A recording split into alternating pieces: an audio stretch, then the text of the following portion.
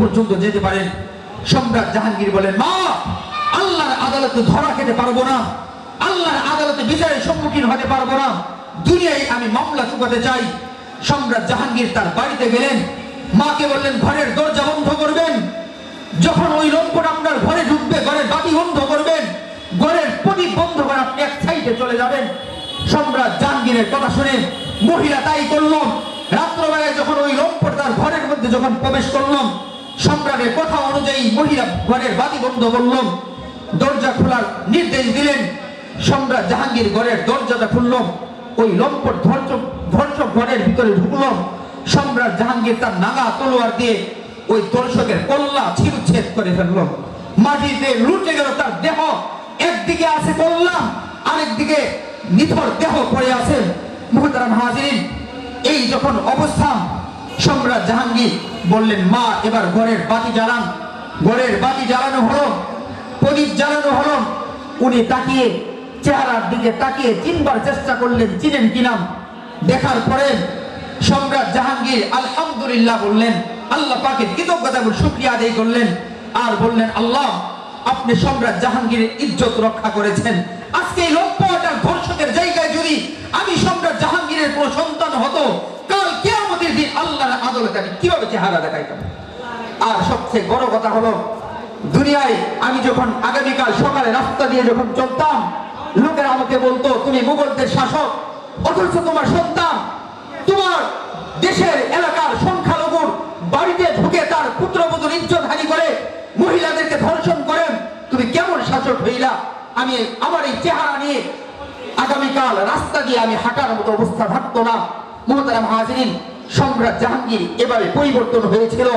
আল্লাহওয়ালা মানুষের সুহবতে আল্লাহওয়ালা হওয়া যায় যারা আল্লাহর পথে চলেন, যারা আখিরাতের দিকে দৌড়ায়, যারা দুনিয়ার জিন্দেগিতে নবীর সুন্নাহ এবং আল্লাহর কোরআনকে ফলো করে, যারা নিজের জীবন অনুযায়ী যারা চলতে থাকে, আল্লাহর জান্নাতের রাস্তা দিকে যারা মুত্তাকি হয়ে তাকওয়া অবলম্বন করে যারা চলতে থাকেন।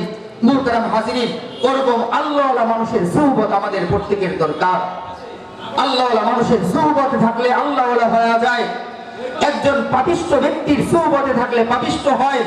শেখ সাদি রহমাতুল্লাহ আলাইহি বড়ই চমৎকার ভাবে বলেছেন, তুমি যদি একজন খারাপ শয়তানের সাথে যদি কোনো ফেরেশতা চলাচল করে, শয়তানদের সাথে অল্প দিনের ব্যবধানে ফেরেশতা সে শয়তানে পরিণত হবে, কারণ শয়তানের সুহবত তার মধ্যে ঢুকে পড়বে। আর যদি কোন একজন শয়তান যদি ফেরেশতাদের সাথে উঠা বসা করেন, অল্প দিনের ব্যবধানে সেই ফেরেশতা সে যেমন শয়তানে পরিণত হয়েছিল, এই শয়তানও সে ফেরেশতায় পরিণত হবে। এজন্য আমাদের প্রত্যেকের নিজের জিন্দেগিটাকে সুন্দর করে সাজানো দরকার। দুনিয়ার হায়াত ছোট। বাবা দুনিয়ায় বেঁচে, সন্তান কবরে। বাবা দুনিয়ায় বেঁচে, সন্তান কবরে। দাদা দুনিয়ায় বেঁচে, নাতি কবরে। মুহতারাম হাজিরিন, এই তো অবস্থা। নবী আলাইহিস সালাতু ওয়াস সালামের ছোট সন্তান ইব্রাহিম ইন্তেকাল করেছেন। নবী আলাইহিস সালাতু ওয়াস সালামের কাছে সংবাদ আসলো, আপনার সন্তান ইব্রাহিম দুনিয়া থেকে বিদায় গ্রহণ করেছেন। নবী সাল্লাল্লাহু আলাইহি ওয়াসাল্লাম বাড়িতে আসলেন। আসার পরে নিজের সন্তানকে কুলে নিলেন। জানাজার জন্য সাহাবায়ে কেরাম উপস্থিত, কাতারবদ্ধ হয়ে সাহাবায়ে কেরাম দাঁড়ানো। নবী আলাইহিস সালাতু ওয়াস সালাম নিজের ছোট দুধের সন্তান এভাবে কুলে করে, নবীজির চোখ বেয়ে টপ টপ করে বৃষ্টির মতো পানির ফোঁটাও ঝরছে। নবীজি কান্না করেন। সাহাবায়ে কেরাম বলেন, ইয়া রাসূলুল্লাহ, আত্মীয় স্বজন মারা গেলে, কেউ মারা গেলে আপনি তো কান্না করতে নিষেধ করেন। নবী আলাইহিস সালাতু ওয়াস সালাম, আপনি আপনার সন্তানের ব্যথায় কান্না করতেছেন কেন? নবী আলাইহিস সালাতু ওয়াস সালাম বলেন, ও আমার সাহাবীরা, আমি তোমাদেরকে যেটা নিষেধ করি সেটা হলো বিলাপ করতে, অতিমাত্রায় কান্নাকাটি করা, বুক থাপড়ানো, জামা ফাড়া, এটা তোমাদেরকে নিষেধ করি। কিন্তু আমার সন্তান, দুধের সন্তান, কলিজার টুকরা সন্তান দুনিয়া থেকে বিদায় নিয়েছে। আমি নবী, তাতে কি হয়েছে? আমি তো একজন বাবা, নবী হতে পারি, কিন্তু আমি তো আমার সন্তানের বাবা। এই সন্তানের বিয়োগ ব্যথায় আমার চোখ থেকে পানি পড়তেছে। আমি যতই আমার চোখের পানিকে থামানোর চেষ্টা করি, কিন্তু আমার চোখের পানি তো থামে না। মুহতারাম হাজিরিন, মোট কথা এটাই, দুনিয়ার হায়াত মুখতাসার, সংক্ষিপ্ত জীবন।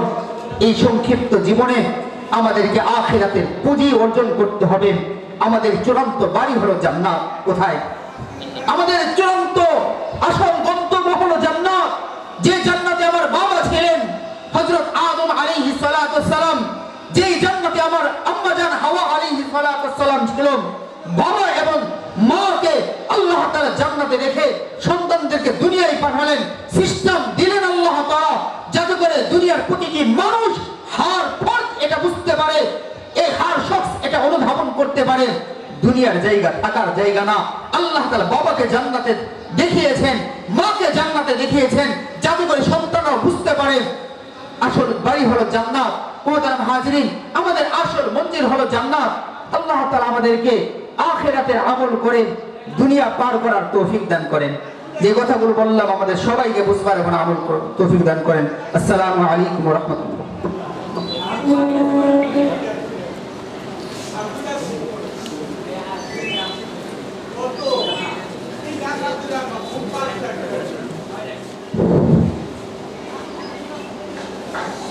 الله أكبر الله أكبر الله أكبر الله أكبر أشهد أن لا إله إلا الله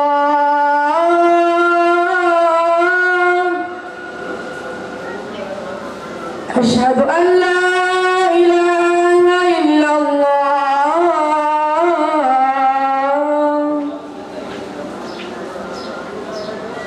أشهد أن محمدا رسول الله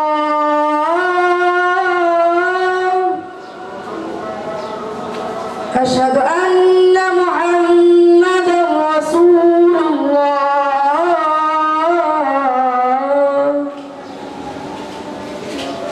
حي على الصلاة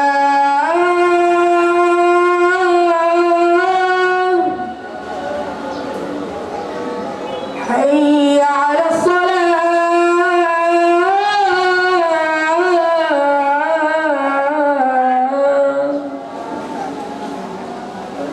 حي على الفلاح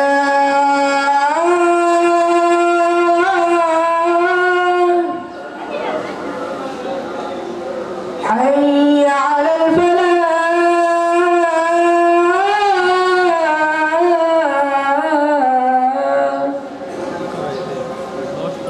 الله أكبر الله أكبر لا